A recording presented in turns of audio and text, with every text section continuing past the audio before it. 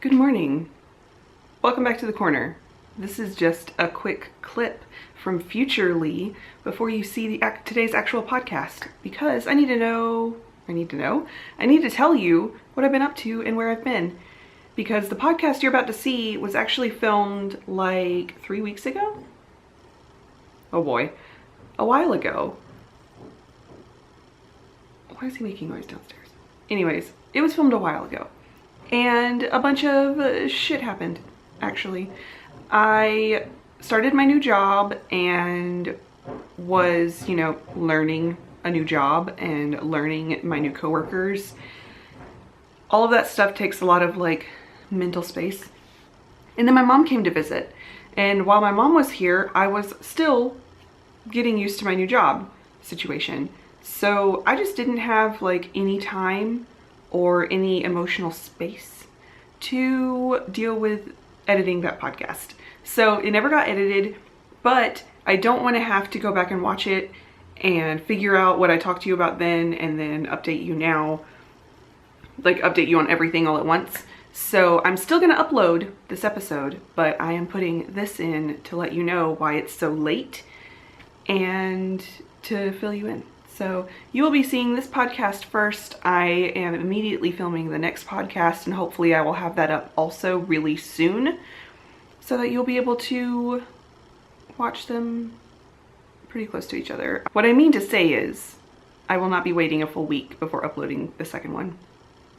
And hopefully I'll be able to get back on track with my filming schedule now that my mom's not visiting and I'm getting used to work and all of that stuff.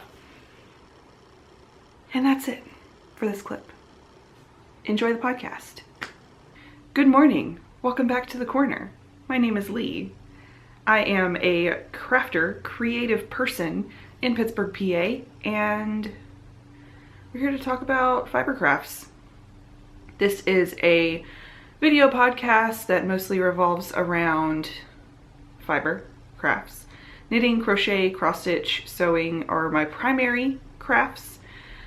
Now that I have more free time for crafting, I may dabble in other things. Until very recently, I was a full-time freelance illustrator and am now not. I have been stressed. Luckily, today, I have some updates for you that may relieve my stress. I have finished a few things, thank goodness.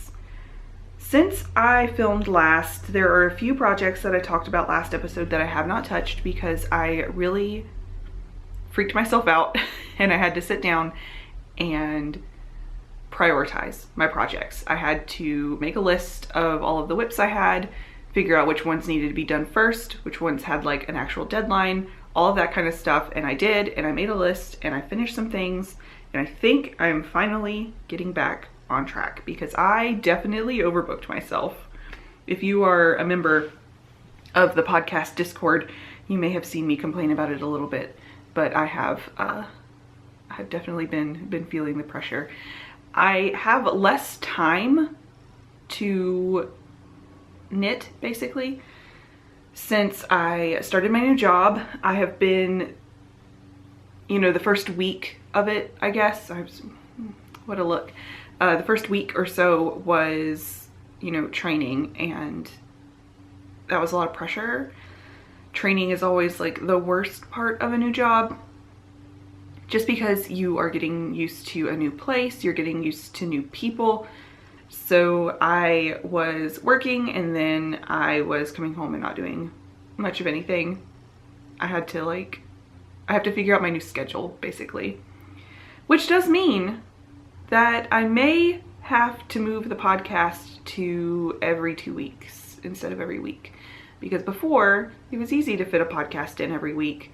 I worked from home all the time, and so squeezing in an hour to film and then squeezing in an hour and a half, 2 hours to edit was fine. It wasn't a big deal. Now, 'tis not so easy. I'm wearing my favorite t-shirt today that is, oh, that's a feather. Oops. But full of holes. There are holes absolutely everywhere on this thing. It is falling apart. It's one of those thin cotton t-shirts that's like vintage feeling that I got from Target like an eternity ago, and it's just literally disintegrating, but I'm gonna keep wearing it until I can't anymore. It's pajamas, it doesn't matter. I'm all over the place today. Wow, I'm going off on so many tangents. All right, let's talk about projects. Did I finish my thought about the moving the podcast every 2 weeks? That may be happening. So if you don't see me for a week, don't worry, I will be back. It just may be the next week. All right. FOs. I have one crochet FO today and one knitting FO and then one half finished object, one hoe. So I guess we'll start with that one. No, we'll start with the crochet one. All three of my finished objects are samples. Oh wait, I forgot one. Hold please. All right, I'm back. I'd forgotten one of my FOs. I have 2 crochet FOs today. All 4 of my FOs are samples from my local yarn store. The first FO I'm gonna show you is, do I have a project or a pattern for it? No. I don't know what I did with it. I don't know, I have no idea, and I don't remember the name of it. But I made this bracelet. There we go. It is a crocheted bracelet, beaded bracelet, with a bar clasp. And I did mine in this really pretty brown combo. You can see the crochet back here. And it's very cute. I cannot remember the name of the pattern and I cannot remember the designer, but I will hopefully be able to find it and put it on screen for you here because it was fun and it was really fast. I did this in an evening while watching the first episode of the Boston Marathon bombing documentary. So one episode of a documentary and this was done. And I crocheted this because we are going to be selling kits at the yarn shop for them. So we are all making samples to wear so that on Saturday, local yarn store day, we will be able to sell kits and be like, this is what you'll make with them. And that's what it looks like. It's very cute. I love it. Everyone else, I think, is making the knit version. This pattern comes with a knit and a crochet version, and I made the crochet because everyone else at the shop knits and I'm the only one who crochets, and I wanted to make sure that there was a crochet representation here. So that's what she looks like. My arms be looking strong today. And that's my first FO. Like I said, hopefully I put information on the screen. All right, next FO is another sample for the yarn shop in crochet. And I finished my Worn This Way hat. Oh, it's looking cute on the camera.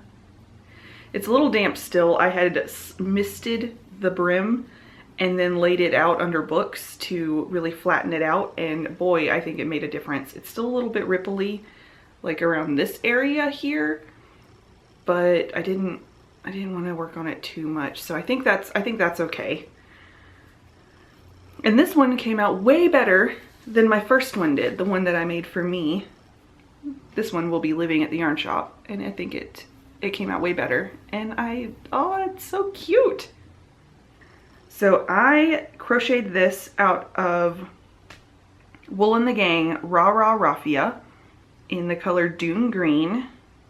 And it's a one-size pattern. The pattern is called the Worn This Way hat. It's from Wool and the Gang to be used with their Rah Rah Raffia.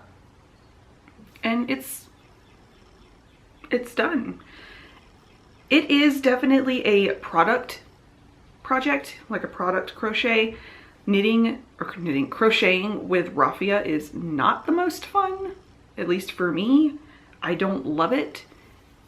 It's a bit hard on the hands, but it makes the cutest accessories like this. I love it. I want to keep this one, but I can't. Maybe I'll have to make myself yet another one. But anyways, I don't know what else there is to say about this. The first time I crocheted this, I'm gonna keep saying knit. The first time I made one of these, I crocheted it a little bit too big in the top area here. My gauge was a little bit off. This time, I had plenty of raffia. I was supposed to do 4 rows of single crochets here, and I only did 3 because I was worried about running out, but it's okay. I think it still is very cute, even without that 1 row of single crochets. And that's my other crochet FO. I have 2 more FOs. The next one is still very damp and on the blocking mats, but this is a knit sample for the yarn shop on a blocking mat, and it is this beautiful cabled hat. It does need a flip though, so I'll flip it. This long brim, of course, gets folded up double, and I'll give you details on the pattern here now. This pattern is called the Flox Local Yarn Store Hat 2023. And Woolfolk does this collaboration with local yarn stores every year for Local Yarn Store Day. We do a free pattern. I think it's a free pattern if you purchase the yarn to make the pattern, and Woolfolk provides this. So this is the hat for this year, and so I knit a sample up so that we would have a finished version for people to see. And it is knit out of Woolfolk Far. The pattern is designed by Sierra Morningstar. It takes 2 skeins of Woolfolk Far, which are 50-gram skeins, so 100 grams of a worsted weight yarn. And Woolfolk Far is so soft and beautiful. It is a 100% merino worsted weight yarn, but Woolfolk uses a like 21 micron count merino, and it is cashmere soft. It is so insanely soft, and it's like a braided fiber, so it's really nice, and it knit up pretty quickly. I think overall I knit it in just a couple of evenings, and I knit the size small. It comes in a small and a larger adult size. Both sizes call for 2 skeins of far, but I used barely any of the second skein. I did have to break into the second skein, but I was already like, I started the second skein like here, so I just had like this much of the crown left to do with the second skein. So if you have like a skein and a scrap, you'll be fine. For the small size, you'll definitely need 2 skeins for the larger size though. And that's my other FO. I did do it knit this exactly to pattern because it's a sample, and I knit it using the called for recommended needle sizes, and I used the color 37. Is that the color they show? Yeah, it's the same color that they recommend in the pattern. It's so cute. I love how the cables cleverly end here. It's really nice. And that is blocking. All right, the only other finished thing I have to show you is a half finished object, and this is also a sample for the local yarn shop. This is also for Saturday. As you can see, we're planning a lot of really fun things for Saturday for Local Yarn Store Day. But we got together with Ex Libris Fibers, Rita, again, to dye up a custom colorway for our yarn shop, which is Yarns by Design. She dyed up a colorway for us for Local Yarn Store Day last year called Little Brick Library. I actually have a skein of it. Hold please. Because I bought one. Little Brick Library, which is based off of the library building in the town where the yarn shop is, which is Oakmont, PA. And I asked her this year to dye us up a color based on this, but like make it spring, almost like there are flowers blooming in front of the library. And boy, did she deliver. I ended up knitting a sample of one of my Hand of Thetis socks, which is my sock design. And I knit a size small single sock to display for local yarn store day so that if people want to buy the yarn, see it knit up, buy the pattern, they can. I will have physical patterns printed out to sell as well. And this is how it looks knit up. So it ended up micro striping, Little Spring Library. That's what it's called, by the way, Little Spring Library. It ended up micro striping, which I think is so cute. I love that. It gets a little bit disturbed right here in the heel where I increased so many stitches, but I'm not bothered by that. I still think it's super cute.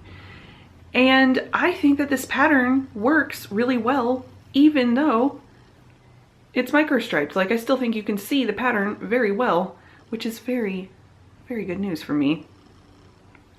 It also shows off the entire front is just stockinette of the sock, so you can really see the color highlighted at the front of the sock. Yeah, I think that's all I have to say about this. That is my other FO. It looks so small. Like, I actually have my original samples of Hand of Thetis over here in my size medium. And this is the size small. Compared. It's a big difference. Whew. I'm so glad to have some samples off the needles. I am going to knit the second one of these, but I don't need to have it done by Saturday.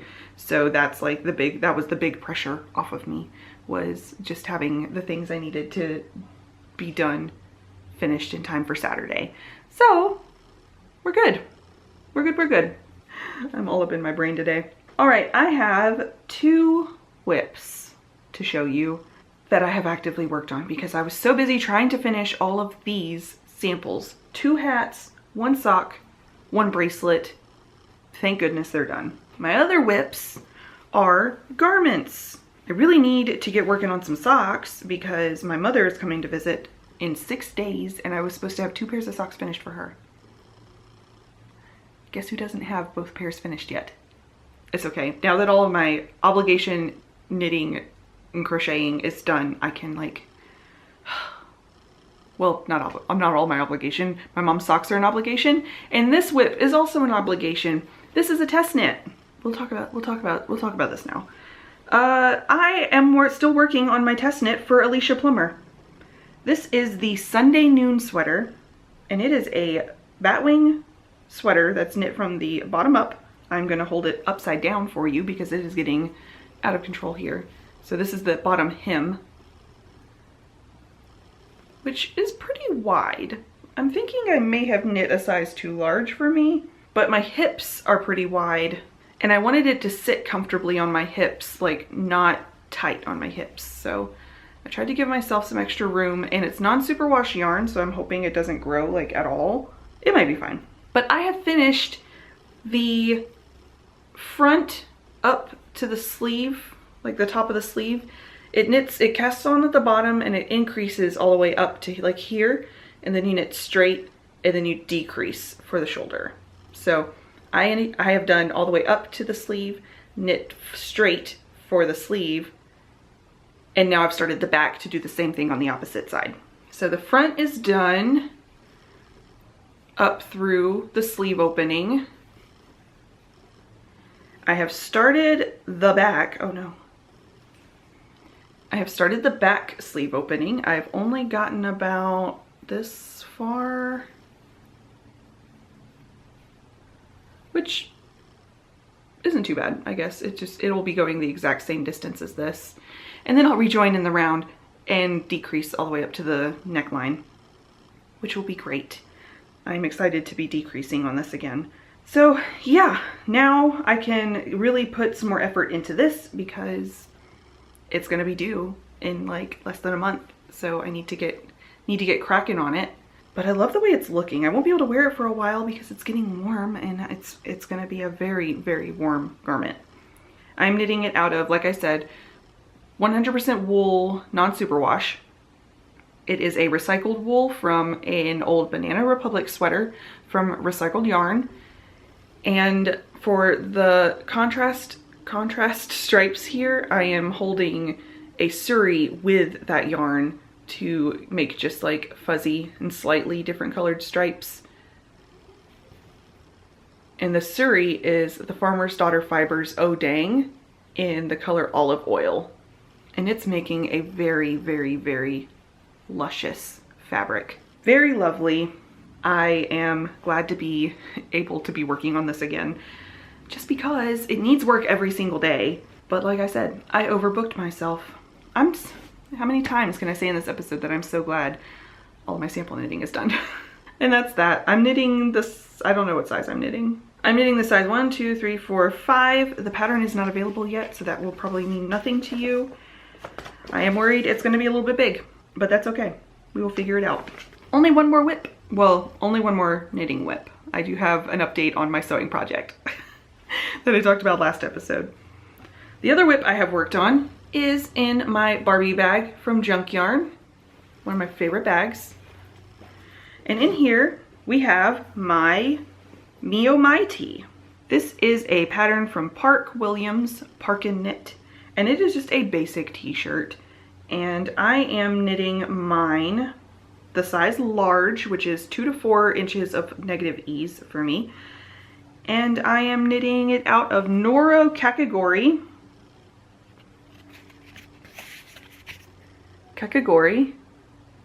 In the color 6 Akashi.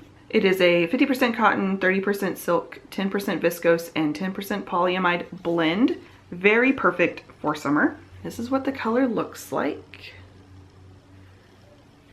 Incredible. This is how much of the ball I have left.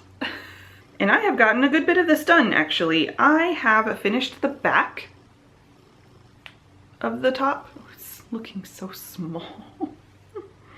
This is going to be a small, like, very cropped. Hopefully I can stretch it down a little bit in blocking. But I have knit up the back to the shoulder/back collar. And I have started working up the front. And both of these will be knit flat to the shoulder, where they will then be joined at the shoulder. So I've started working up the front. I have about this far up the front. And I'm doing armhole shaping right now. You can see here there's some decreasing for some armhole shaping. I'm doing the same for the front. And now that I am not just knitting stockinette in the round, it is much more enticing for me. I have been much more excited about working on it now that I am actually doing something interesting, which is good, but also I have other things. Like, I need to be working on my test knit, but I keep wanting to work on this. I'm hoping that it just all works out.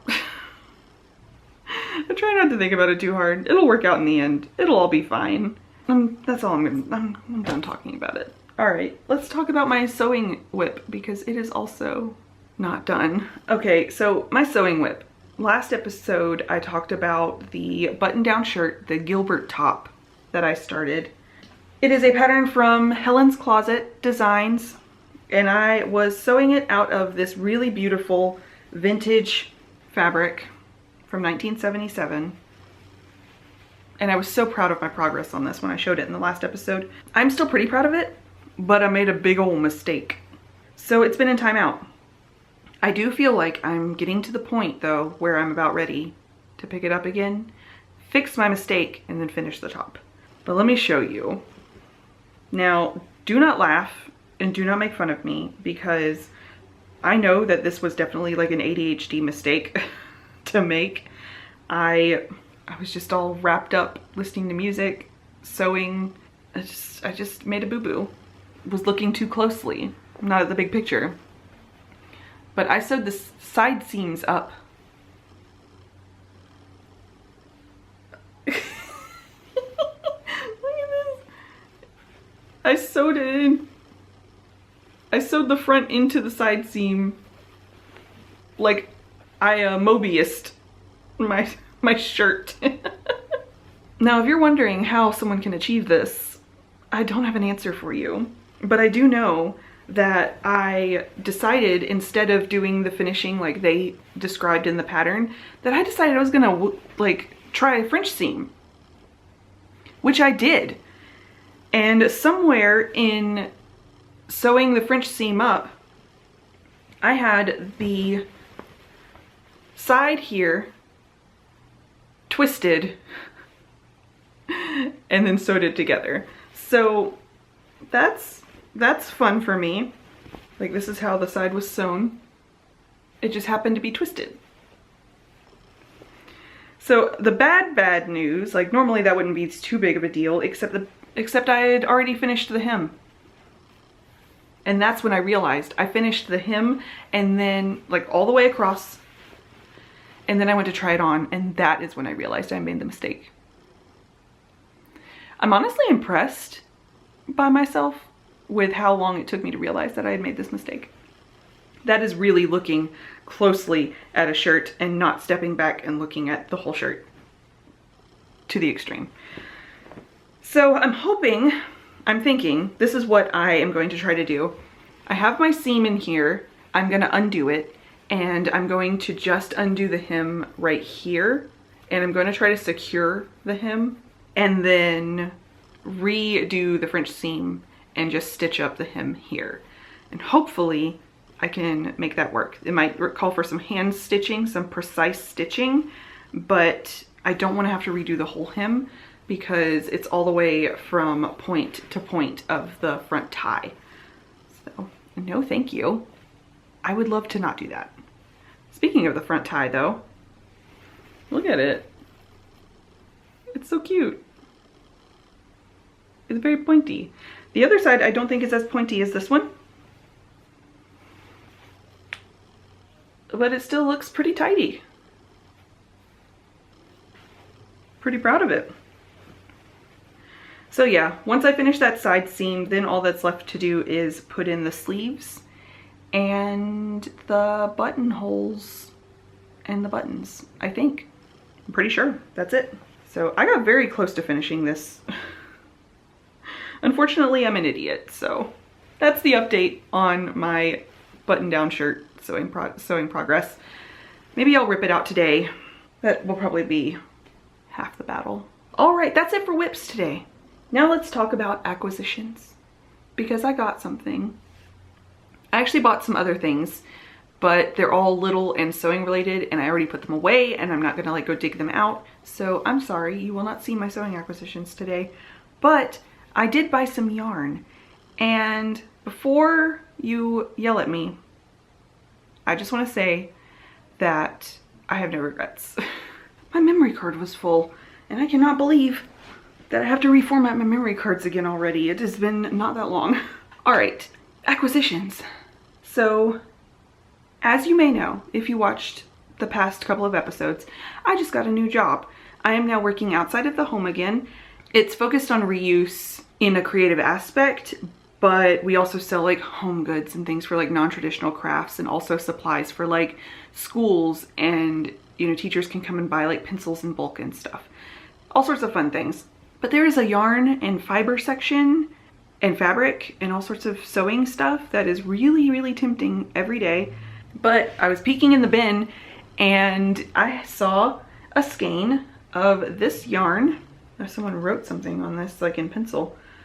This is Yarns Brunswick Brunsana. It is a Persian wool. I'm not sure the weight of this yarn. It is 114 grams per skein, and it is obviously, you know, this tag is very vintage, but it is a yarn that was milled in Brunswick Worsted Mills Incorporated in Pickens, South Carolina, which I'm from South Carolina. I know where Pickens is, but yeah, that's super cool. I think that's really fun. South Carolina actually has a really rich history in textile production. If you didn't know, not everyone does. I'm from there, and I worked in the State Museum for a long time, which was an old textile factory, and was just familiar with the history of textiles in South Carolina. But that's super cool. So I was like, oh, that's awesome. And then I noticed there was another skein of it. And another. And then two more. And I was like, oh my God, that's a sweater quantity. I'm buying it. So I bought 5 skeins of this yarn. And it is all, like, they're marked with the color and the dye lot. And they're all the same. Well, I'm assuming. A couple of them, like this one, doesn't have a tag. But if you know, these 3 are all the same dye lot, then I would assume the other 2 are as well. And even if they're not, I can alternate. They're close enough. So I bought 5 skeins of this. Because it is an older yarn, it doesn't have a yardage listed on the tag, and also not a weight listed on the tag. I have to do a little bit of research to see when this was milled, when this was produced. According to the tag, it looks like the 70s, maybe the 80s. But it is still in beautiful condition. Like, it looks like someone kept it very tidy in a tub, clean and all of that. And I did put it in the freezer when I brought it home for over 24 hours to kill anything that could have been living in it. So, hot tip, if you are worried about buying used yarn from somebody, put it in the freezer and you will not get bugs in your stash. It will kill everything. Yeah, I have 5 skeins of this. I need to do a little bit of research. I need to like measure some wraps per inch and figure out the weight and yardage of it. I do have, I don't know why I said I do have, I'm not sure if the weight of it is, it's very loosely plied. My other memory card is about to be full. What? Okay, I had to go and reformat a memory card because they were both full and needed reformatting. Ugh. But anyways, while I was gone, I did a little bit of research on a sticky note, because that's what I do, on this yarn that I was just telling you about. So Brunswick Yarns was originally a mill in Connecticut, and they moved to Pickens, South Carolina in 1959, where they produced fiber into the late 90s when they had to close. Apparently there was a huge drop in home knitting in like the 80s, and people just weren't doing it enough, and a lot of mills closed in response because they couldn't stay open. According to some images I found, this tag, I don't know exactly when this wool was milled, but this tag was not the one from the 90s, so I'm guessing this was from the 80s, maybe late 70s, but probably the 80s that this yarn was milled. And it is an Aran weight yarn. I was saying before I got cut off that this is very loosely plied here. It's 3-ply yarn, and I wasn't sure if all of these were supposed to be together or if that's something that happened like in age, but it is a 3-ply Aran weight yarn, though this yarn is not just meant for knitting. It is a Persian wool, which is often used for needlepoint as well, so you can take the plies apart and use them individually as well. And if you take the plies apart, they're fingering weight. So all 3 of these together, each skein is 122 yards of Aran weight. So with 5 skeins, I have 610 yards of Aran weight yarn here. But if I take the plies apart, I have 1,830 yards of fingering weight. So I'm not sure what I will do with these yet, since I only have 5. If I want to use it as Aran weight yarn, I'd have to make like a small vest, which I think would be super cute. I have been loving a vest lately. Or I could use it as fingering weight and make literally anything, because over 1,800 yards of fingering weight yarn would get me most things. That's a lot of yarn. So yeah, that's the story of my really great find. And you know how much this yarn cost me? $15. Total, not per skein, $15 for a sweater quantity of 100% Persian wool. I am so proud of this find. You don't even know. Now my battery's dying, so I think I'm just gonna call it today. This is obviously not meant to be. Thank you so much for joining me today. I love you, I appreciate you. I will see you next time.